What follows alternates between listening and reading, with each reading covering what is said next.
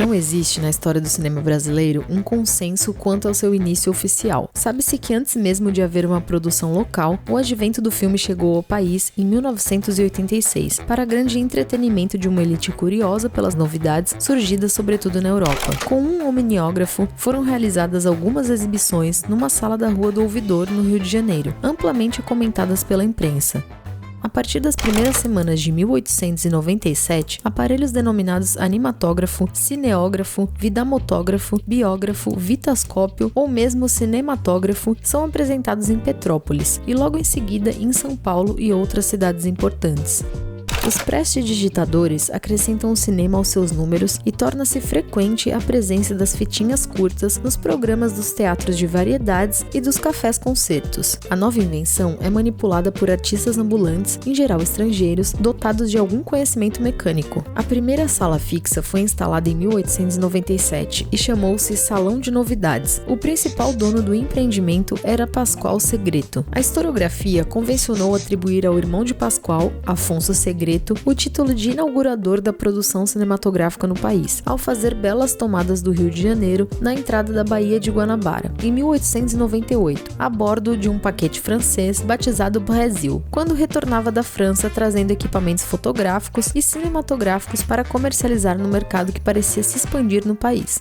Ou teria sido o médico, advogado, juiz de paz, mágico e produtor de shows de variedades José Roberto da Cunha Salles, quem primeiro criou um aparato para registrar fotografias em movimento em terras brasileiras. Ele até protocolou um pedido de reconhecimento de patente com páginas e páginas de esquemas e descritivos da engenhoca que nunca foi vista concluída, acompanhadas de 24 fotogramas sucessivos de um pier cuja localização exata nunca saberemos. Também não há provas de que as tomadas de Segreto tenham sido exibidas ou sequer filmadas. As duas lendas, contudo, mostram um quadro sintomático crônico. Nenhum país do mundo reconhece o nascimento de seu cinema a partir de uma filmagem, mas a partir da primeira exibição. Isso já apontava Jean-Claude Bernardet, crítico e professor da Universidade de São Paulo, em sua fundamental pesquisa tão respeitada pelas teses que lança em Cinema Brasileiro, Propostas para uma História. Aposto totalmente numa instabilidade do pensamento como forma realmente dinâmica de se pensar. Quando eu escrevi Cinema Brasileiro, Propostas para uma História,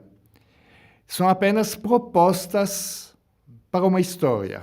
Ou seja, eu não escrevo a história, simplesmente eu apontei determinadas linhas, principalmente metodológicas, para uma possibilidade de se escrever a história. O Brasil perdeu o bonde da evolução sustentável do cinema, não sem antes ter seu mercado loteado por distribuidoras internacionais e continua correndo atrás de prejuízos há mais de 120 anos. É verdade que entre 1898 e 1907, aproximadamente, houve uma sólida produção de filmes realizados no país, a grande maioria filmes naturais, o que hoje chamamos de documentários. Tratavam-se de registros de eventos cívicos, tomadas de grandes terras rurais que pertenciam ao baronato do país, álbuns de família que trocavam a fotografia estática pelas cenas em movimento, tudo registrado pelos primeiros profissionais do novo meio, os chamados cavadores, tipo de caixeiros viajantes que batiam as portas das famílias de cafeicultores, industriais e políticos em busca de frilas. Recebendo por metro de filme, esses mascates do cinema registravam festas de casamento, montavam cenas domésticas da elite local e, se dessem sorte, conseguiam contratos mais longos para a produção de cinejornais financiados pelas instâncias públicas. Somente a partir de 1908 começam a surgir os primeiros filmes posados, ou seja, filmes de ficção. E no Rio de Janeiro, o polo principal de tais produções, esses trabalhos se inspiravam naquilo que poderia ser mais atrativo ao público, as crônicas policiais e os assuntos anedóticos do cotidiano. Alguns desses filmes posados de sucesso foram Os Estranguladores, de Francisco Marzullo, O Comprador de Ratos, de Antônio Serra e O Roubo dos 1.400 Contos, de Cândido de Castro. Nenhum filme desse período sobreviveu ao tempo. Outra variante da produção nacional eram os filmes cantantes, que utilizavam atores e músicos por trás da tela para dar voz e som às imagens mudas que desfilavam diante das plateias extasiadas com a novidade. O cantante mais famoso à época foi Paz e Amor, de José Gonçalves Leonardo.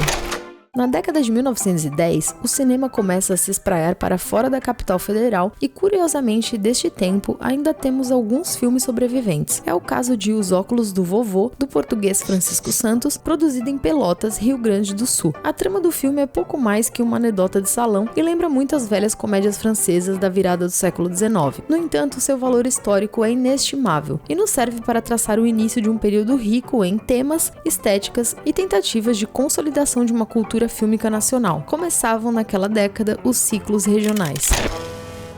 Alguns cavadores já bem experientes passaram a usar o dinheiro arrecadado para reinvestir em produções próprias, almejando uma carreira autoral na ficção, inspirados pelo que viam chegar principalmente de Hollywood. Se por um lado não havia uma extroversão desses filmes para além das cidades onde eram produzidos, por outro, essa dificuldade fez nascer os ciclos regionais. E entre os anos de 1910 e 1930, muitas cidades por todo o país passaram a ter seu grupo de cinegrafistas que agora se tornavam cineastas, produzindo com perseverança e idealismo. Graças a esses pioneiros, hoje temos verdadeiras relíquias do cinema brasileiro que nunca circularam amplamente em sua época, mas que sobreviveram para que hoje possamos montar o quebra-cabeça da nossa história. O primeiro ciclo regional que logo nos vem à mente é o ciclo do Recife. A capital pernambucana assistiu a uma decadência severa no final do século XIX por conta da migração econômica para os estados do sul do país. Sentindo os efeitos do abandono, teve de se reinventar e abraçou o cinema para isso. As produções realizadas naquela cidade buscavam mostrar ao público que Recife havia se tornado tão cosmopolita e moderna quanto São Paulo ou Rio de Janeiro. Produzido pelos italianos Ugo Falangola e J. Cabieri, Veneza Americana é um filme no melhor estilo das sinfonias das grandes cidades, gênero em voga na Europa. Exibiu uma cidade que havia promovido uma revitalização urbana e uma modernização nos meios de transporte, além de privilegiar as paisagens paradisíacas do litoral e o trabalho de pescadores e pequenos comerciantes, convivendo com grandes empresas que se instalavam na região. Por outro lado, havia ficções também. Um dos mais lembrados é Aitaré da Praia, de Gentil Ruiz, que narra a vida de um jovem pescador de vida humilde e noivo da mocinha ao lado de quem cresceu, numa comunidade pacata e tradicional. O conflito se estabelece com as transformações que o progresso traz à sua região, fazendo com que o rapaz passe a olhar para o mundo com outros olhos, quando se apaixona por uma mulher sofisticada que vem de uma grande cidade e de família burguesa. O jovem entende que aquela vida ao lado de pessoas simples e conformadas não lhe satisfaz mais. Estabelece-se aí a tensão entre os costumes locais e a modernidade que varre minorias. Outro trabalho importante e com certeza polêmico é A Filha do Advogado, de J. Soares, que retrata uma Recife agitada e pulsante, enquanto nos mostra mais uma vez o embate entre pessoas vindas de longe para uma cidade grande que destrói sonhos. É bastante comentada uma cena em que a personagem da jovem vinda do interior é violentada por um rapaz da elite local. Para o padrão da época, a sequência é ousada, mas vista em perspectiva, já prenunciava a vocação do cinema pernambucano para a produção de obras polêmicas e originais. Enquanto Recife lutava contra o esquecimento, a cidade de São Paulo seguia crescendo. No início dos anos 20, ela já não era mais uma paragem de tropeiros com uma faculdade de direito frequentada por gente de todo o país. Com o advento do café, São Paulo experimentou uma explosão demográfica nunca vista antes, impulsionada também pela crescente indústria e pela chegada de imigrantes, muitos dos quais tornaram-se magnatas numa terra de possibilidades. Mas o paulista continuava taciturno e carola. Na futura maior economia do Brasil, sorrir já era proibido e o trabalho obsessivo já se naturalizava para além de uma patologia. Disciplina e obediência. O positivismo tardio do paulistano daqueles dias está bem impresso na película. Dirigido por dois húngaros imigrantes, Rudolf Lustig e Adalberto Kemeny, São Paulo Sinfonia da Metrópole é a versão brasileira de Berlim Sinfonia da Grande Cidade, lançado 2 anos antes. A dupla havia passado uma temporada na Alemanha trabalhando com cinema, antes de se mudarem para o Brasil, mas nunca admitiram que o filme da UFA os tivesse motivado a construir um retrato de São Paulo, valendo-se das diversas trucagens, espelhamentos de imagens e montagem inovadora, tal qual o filme alemão. No entanto, diferente da Berlim já bastante cosmopolita e agitada, sobretudo à noite, mesmo ainda sob efeitos da Primeira Guerra, São Paulo ainda não estava plenamente moderna para se gabar. O edifício Martinelli, marco da Revolução Arquitetônica, é mostrado ainda em construção. Há carros nas ruas, mas poucos.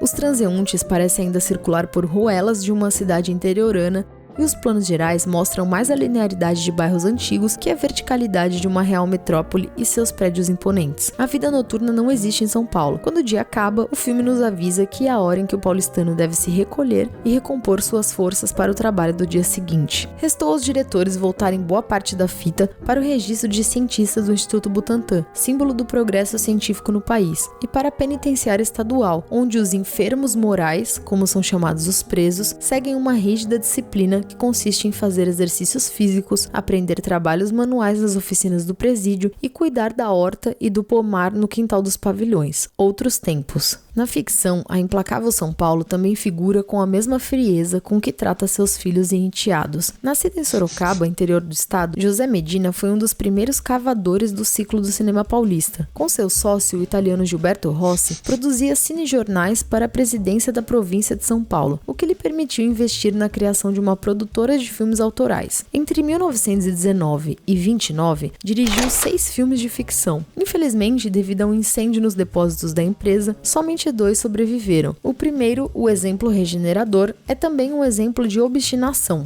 Filmado com um elenco amador na casa de Rossi numa única tarde, o curta de pouco mais de 5 minutos é uma comédia de costumes. Um casal está completando 1 ano de matrimônio, mas o marido prefere passar a noite com os amigos numa conferência, eufemismo para farra com mulheres e bebidas, a celebrar a data na intimidade com a esposa. Triste com a indiferença do homem, a mulher se une ao mordomo para vingar-se e arma uma cena que sugere um adultério flagrante com o serviçal. Ao regressar, diante da inusitada situação, vendo a esposa fumando calmamente no divã da sala, as garrafas de champanhe sobre a mesa e o mordomo fingindo estar inebriado após servir sua patroa, o marido já está prestes a sacar sua pistola e lavar sua honra em sangue, quando o mordomo se levanta e revela a farsa, advertindo que aquele era apenas um aviso do que de fato poderá ocorrer se não cessarem as conferências. Medina termina seu esquete moralizante com o casal, já reconciliado, trocando carinhos ternos no sofá. Mesmo com a simplicidade de uma produção caseira, o filme é inovador para o cinema nacional daquele momento, já que apresenta uma decupagem madura, atuações comedidas e longe dos maneirismos imitativos comuns à época, montagem paralela muito bem resolvida e uma unidade narrativa rara. Porém, seu último filme demonstra uma evolução notável. Baseado no conto do americano O. Henry, Fragmentos da Vida é um drama que narra a decadência de um menino que não seguiu o conselho de seu pai no leito de morte, que o incentivava a ser honesto e trabalhador, para ter honra e respeito. Já adulto, aquele menino se tornou um mendigo, um morador de rua que busca diversas formas de ser preso para poder passar o inverno na cadeia, no conforto da cela e com 2 refeições ao dia. Ao conhecer outro mendigo mais escolado e de caráter ruim, se lança numa série de tentativas de delitos que terminam em situações cômicas e nunca com sua prisão. Finalmente, depois de decidir mudar de vida e seguir o conselho que lhe dera seu pai, o rapaz é trapaceado pelo amigo pilantra e enfim é preso. Envergonhado, suicida-se na cadeia. Essa tragédia da vida moderna ratifica aquilo que viria a ser um mote de uma sociedade paulistana que faz vistas grossas aos desprovidos e finge nobreza. Também no estado de São Paulo, o ciclo de Campinas teve sua importância nos anos formativos do nosso cinema. A cidade chegou a receber o apelido de Hollywood brasileira, de onde brotavam sucessos que por um lado faziam crescer a produção nacional, mas por outro sofriam de graves defeitos técnicos e dramatúrgicos. Por exemplo, O Segredo do Corcunda, de Alberto Traversa. É uma mistura de cenas documentais das lavouras do interior paulista ao melhor estilo dos registros da cavação. A trama é confusa e não traz nem segredo e nem corcunda, mas havia exceções. Dirigido por Amílcar Alves, João da Mata foi um dos primeiros sucessos que romperam o cenário regional campineiro, chegou à capital e foi exibido até mesmo no Rio de Janeiro. Para nosso azar, este e tantos outros filmes da época se perderam para sempre também.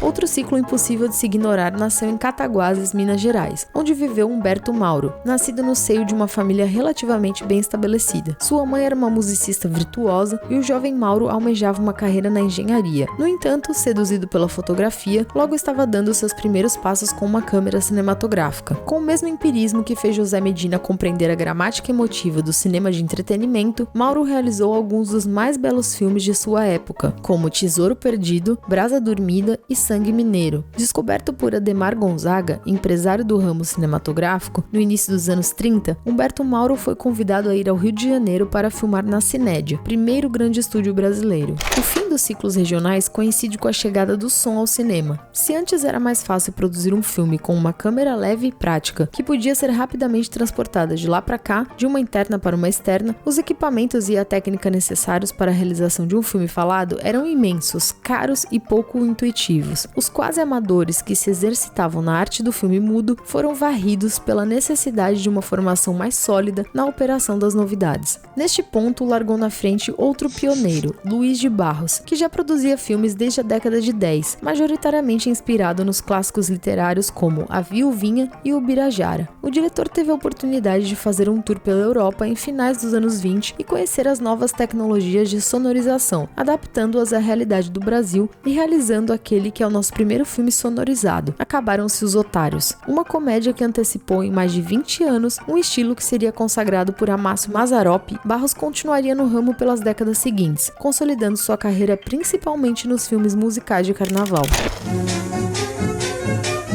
Entre meados dos anos 20 e ao longo da década seguinte, o cinema brasileiro viu nascer duas personalidades cruciais para o desenvolvimento da arte no país. Carmen Santos, mulher sofisticada e visionária, que fundou a Brasil Vita Filmes, celeiro de grandes produções como Favela dos Meus Amores, e Ademar Gonzaga, que vinha do ramo editorial, onde chefiava a revista Cinearte, fundada em 1926 e ao lado de A Cena Muda, o principal periódico devotado ao cinema no país. Gonzaga almejava criar o estúdio cinematográfico mais moderno e bem equipado do Brasil, e para isso não poupou nem esforço e nem dinheiro. Mandou vir dos Estados Unidos as mais modernas câmeras e equipamentos de sonorização instalados num grande galpão no bairro de Jacarepaguá, Rio de Janeiro.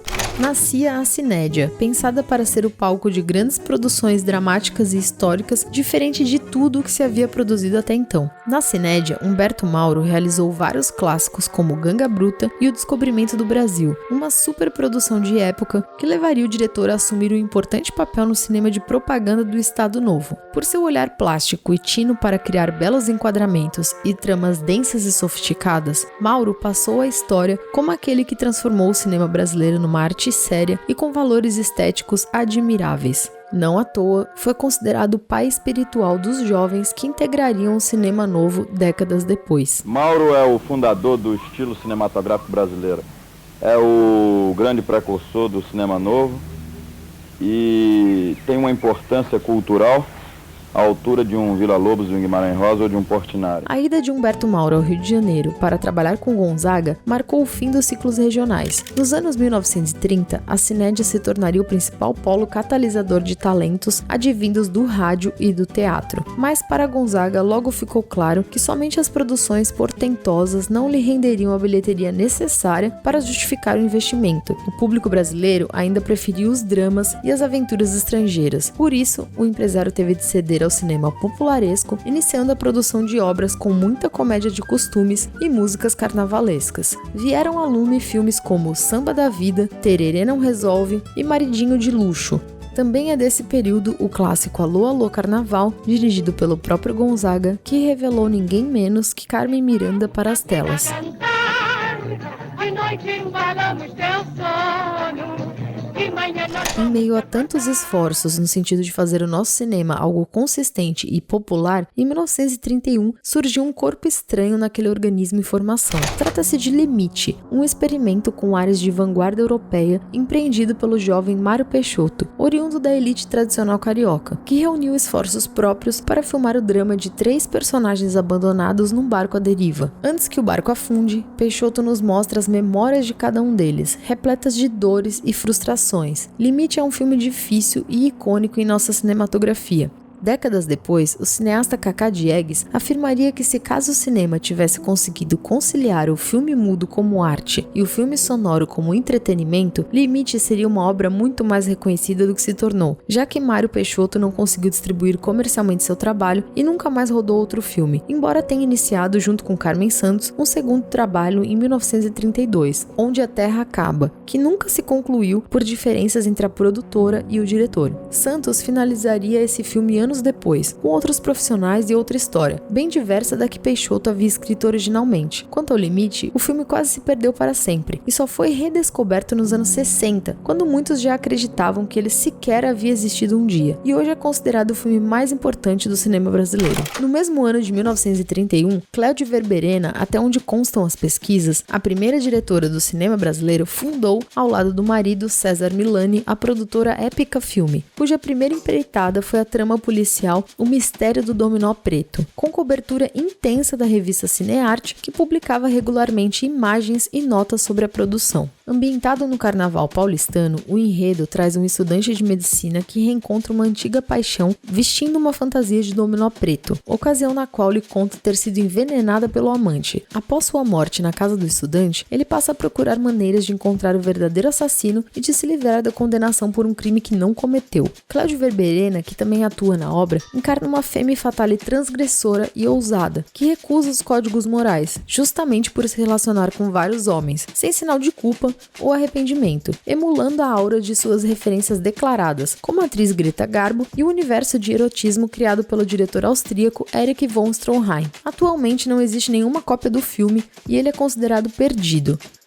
Se o filme de arte não encontrava seu público entre os brasileiros, já os musicais de carnaval nadavam de braçada. Em 1942, também no Rio de Janeiro, surgia a Atlântida Cinematográfica, empreendimento de Moacir Fenelon e José Carlos Burle. A empresa foi responsável por lançar astros como Anselmo Duarte, Liliana Macedo, José Lilgoy, Renato Restier, Adelaide Chioso e a maior dupla de cômicos até então, Oscarito e Grande Otelo, além de novos diretores como Watson Macedo, Carlos Manga e Eurídice Ramos. Por outro lado, também despertou a ira dos críticos que, de mente colonizada, abominavam os filmes de carnaval e os chamavam de chanchadas, termo depreciativo sinônimo de porcaria. Não admitiam que filmes como Caçula do Barulho, Carnaval no Fogo, Aviso aos Navegantes, Carnaval Atlântida, nem Sansão nem Dalila ou De Vento em Popa arrecadassem tanto nas bilheterias e que, pela primeira vez, o público respondia aos investimentos do cinema brasileiro.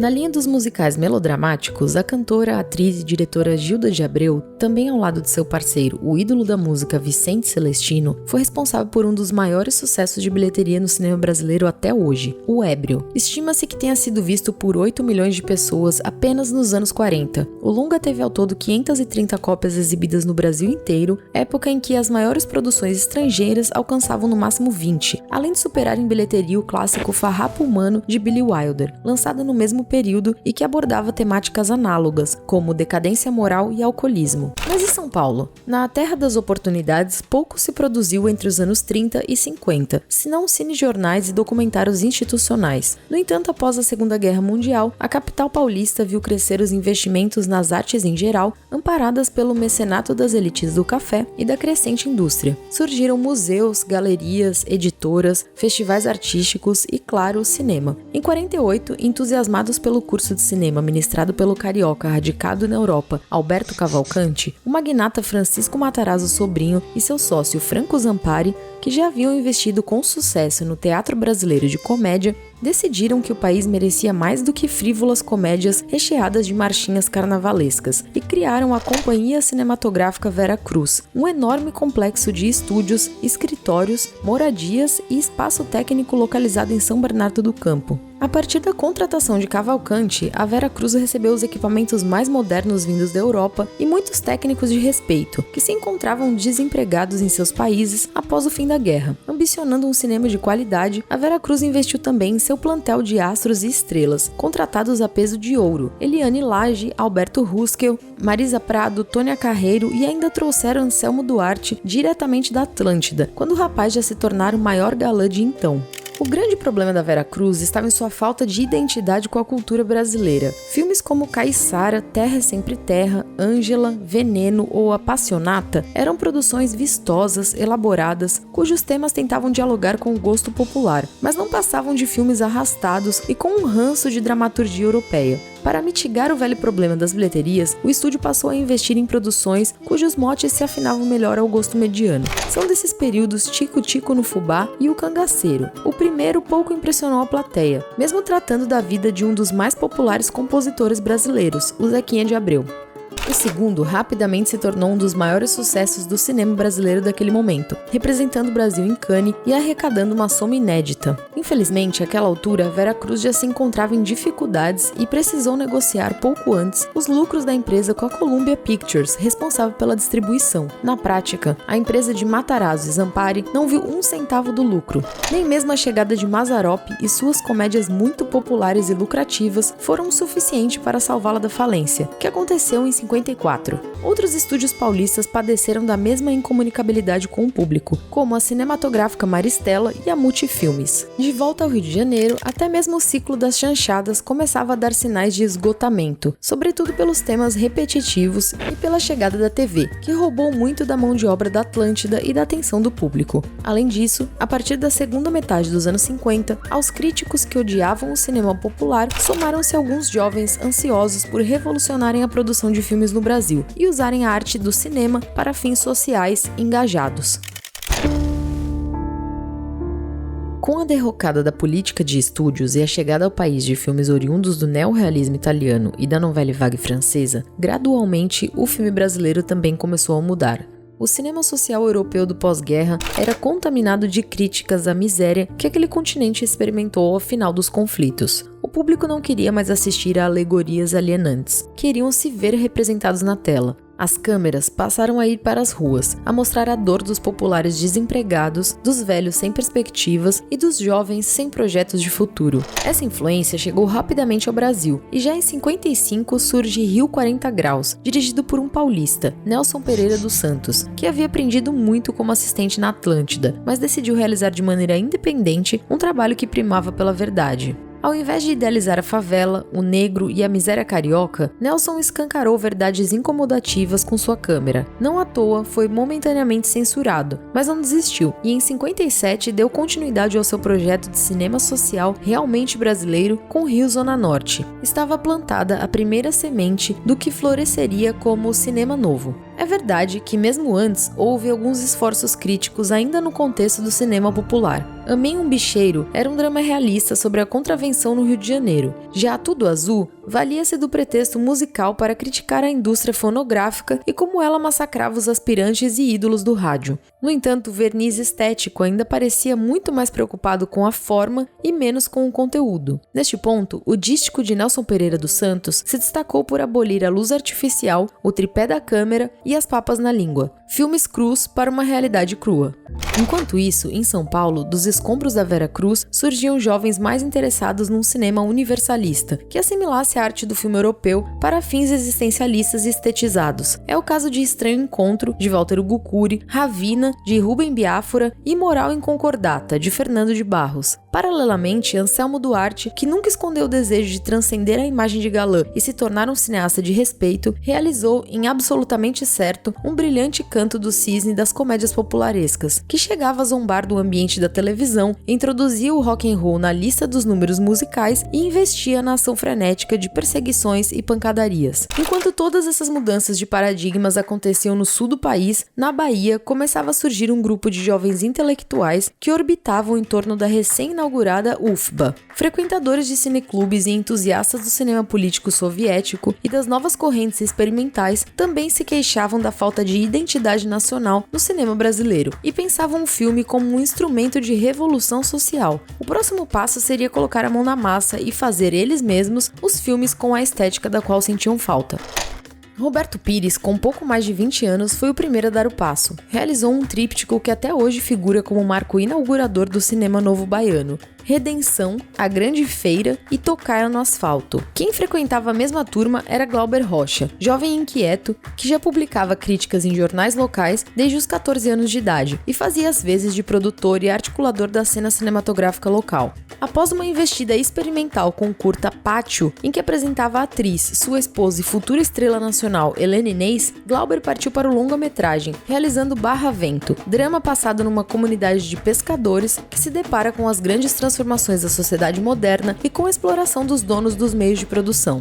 Quando o diretor levou seu filme para ser montado por Nelson Pereira dos Santos no Rio de Janeiro, a reação química do cinema novo entrou em combustão. Lá, o jovem baiano e o agora veterano paulista juntaram-se à patota de Ipanema, figuras como Paulo César Sarraceni, Joaquim Pedro de Andrade, Davi Neves e Rui Guerra. E a turma do CPC une estudantes da PUC-Rio, como Carlos Diegues, Eduardo Coutinho e Leon Hirschman, marxistas até a medula e partidários de um cinema direto e sem concessões. Não, eu não quero material que você...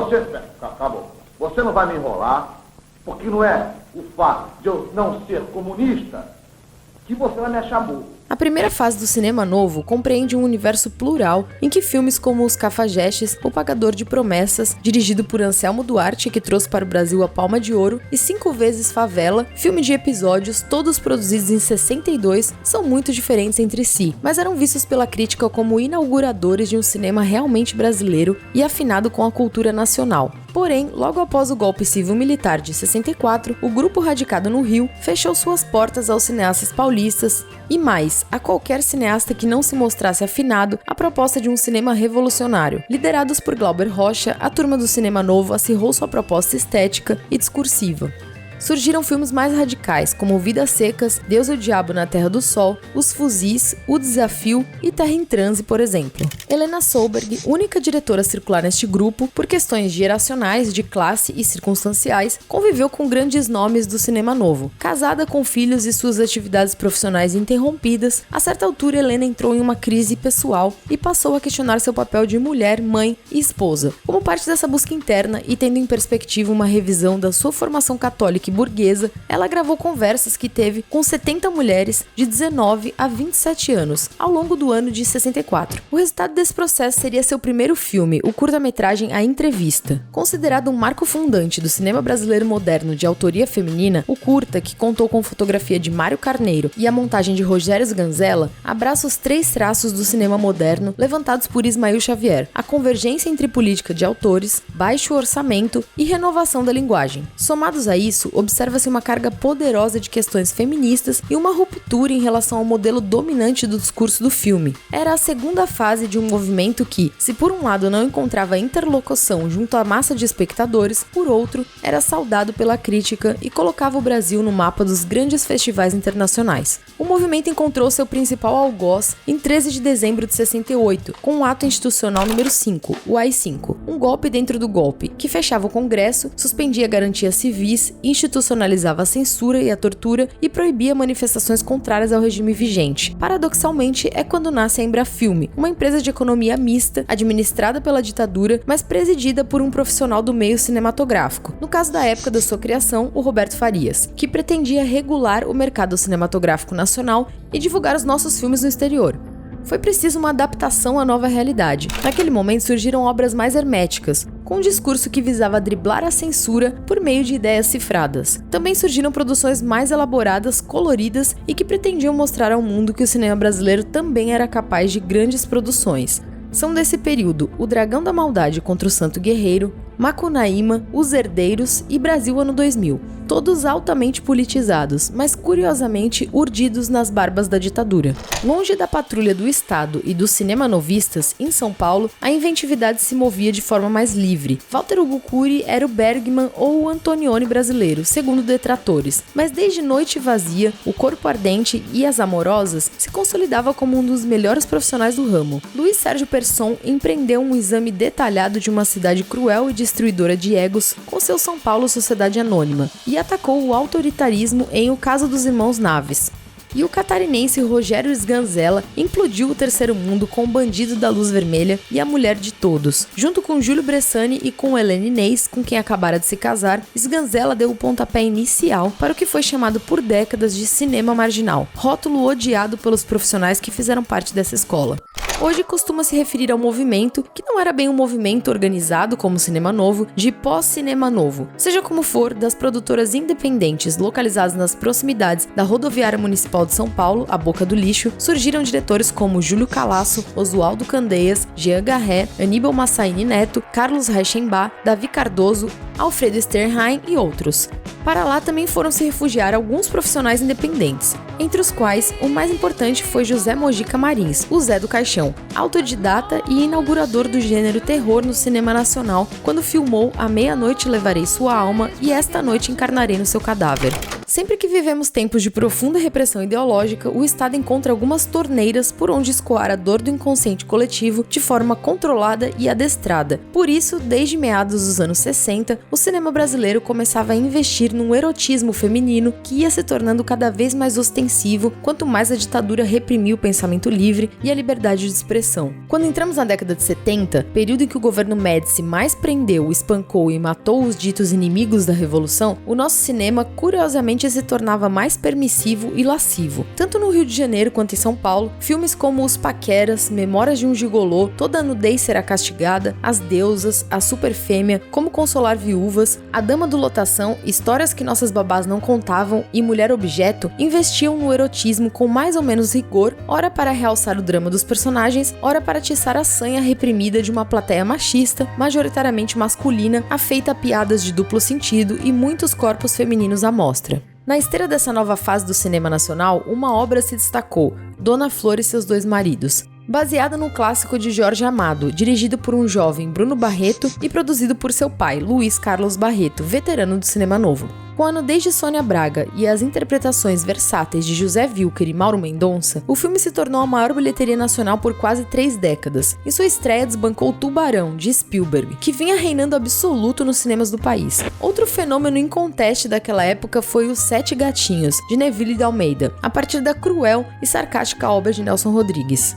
Os anos 70 também foram marcados pelas conquistas iniciadas na década anterior com a chamada segunda onda feminista, movimentos de cunho racial, lutas estudantis, catapultadas pelos eventos em torno de maio de 68 e o questionamento do status quo, embaladas pela ressonância de obras como O Segundo Sexo, de Simone de Beauvoir, e A Mística Feminina, de Beth Friedan. Algumas cineastas colocaram em xeque as representações consideradas apropriadas segundo o norte ideológico do regime. Teresa Trautmann foi uma delas. Em Os Homens que Eu Tive, um dos filmes censurados por mais tempo no cinema brasileiro, a personagem Pitty nos leva a repensar as demarcações tradicionais dos papéis de gênero, sobretudo no que toca à sexualidade. Para ela, o sexo não estava condicionado à reprodução, mas ao prazer. Suas vivências nesse sentido não estavam represadas ao casamento ou à heteronormatividade. Dentro do que naquele momento convencionou-se chamar de cinema de mulheres, Ana Carolina foi tida como uma referência, lançando mão de roteiros ora alegóricos e irônicos, ora explícitos e provocantes. A realizadora encontrou meios para driblar a censura com uma proposta estética e narrativa que viria a ser uma marca autoral de sua carreira.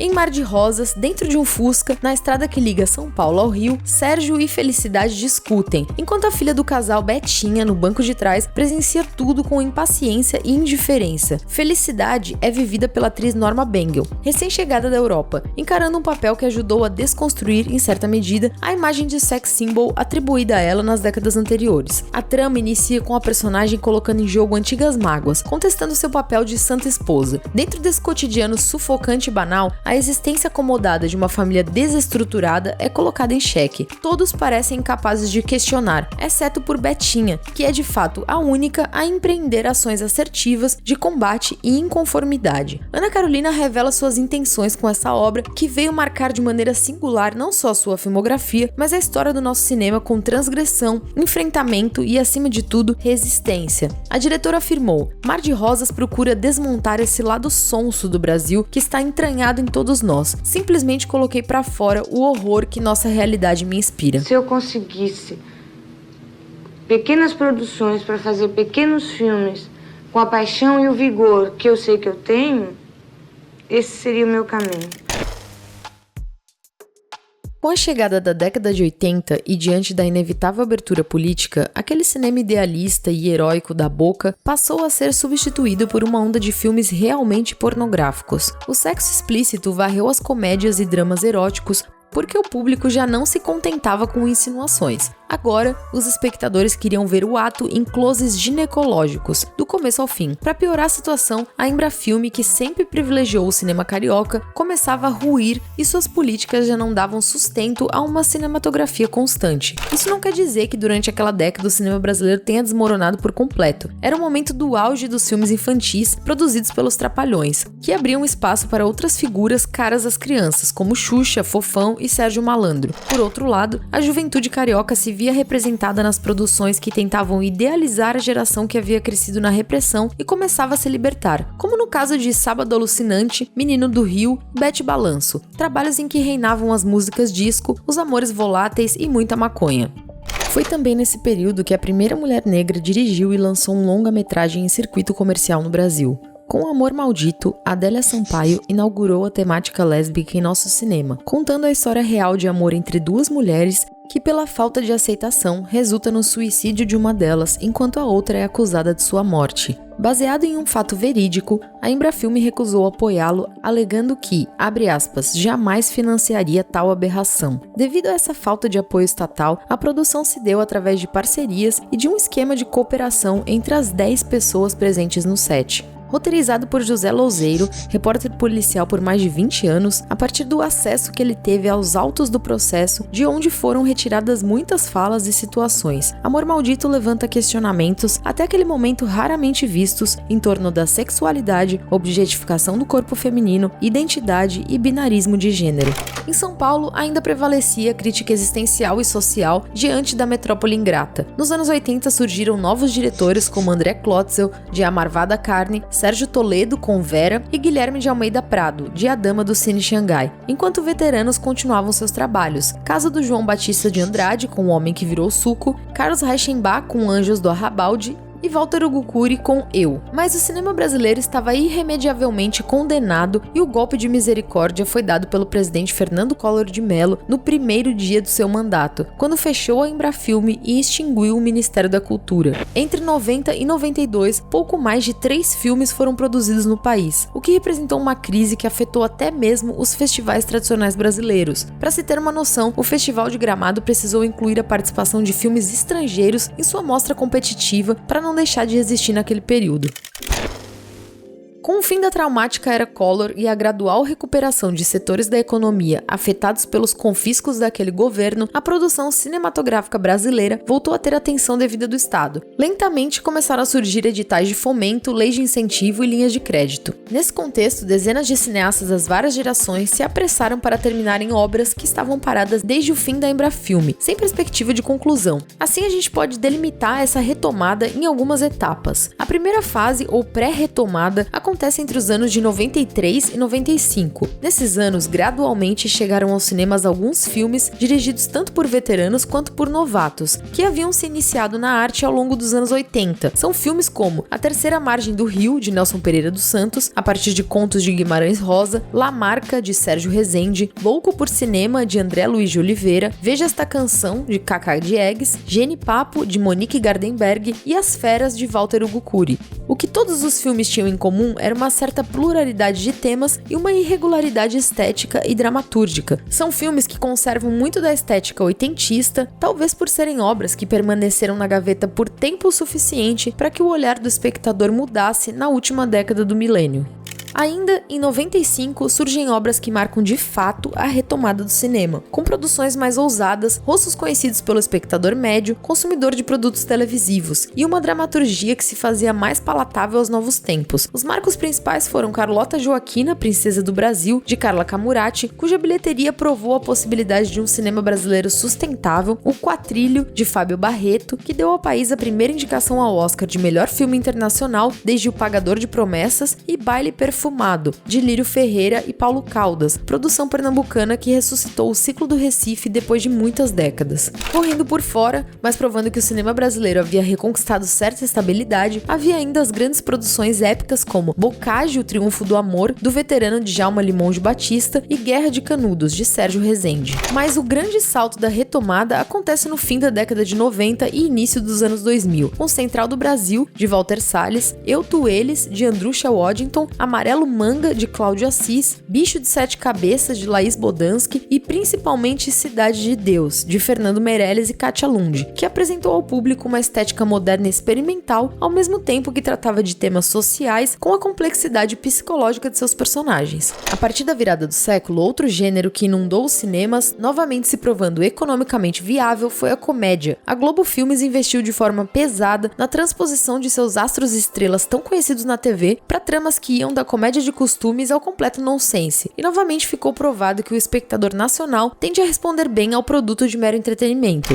Paralelamente, vimos surgir uma espécie de subgênero que foi conhecido por algum tempo como Favela Movie, obras dedicadas ao exame da vida e das mazelas nas comunidades principalmente cariocas, mas não somente. Nesse contexto surge Tropa de Elite, de José Padilha, que só chegou aos cinemas após um vazamento que levou o filme a recordes de venda no mercado da pirataria, e quando revelado ao grande público e à mídia, dividiu opiniões quanto ao discurso embutido na figura do Capitão Nascimento e quanto à violência explícita, sobretudo nas cenas de ações do BOPE. A continuidade do cinema brasileiro desde então se dá de forma heterogênea, desde a obra de Kleber Mendonça Filho, de Ana Mulaerte, sobretudo a partir do marco e da discussão nacional em torno de Que Horas Ela Volta, passando pelos filmes de terror de nomes como Juliana Rojas e Gabriela Amaral, e também aqueles produzidos fora do eixo, como é o caso de cineastas como Rodrigo Aragão, Davi de Oliveira Pinheiro e Guto Parente.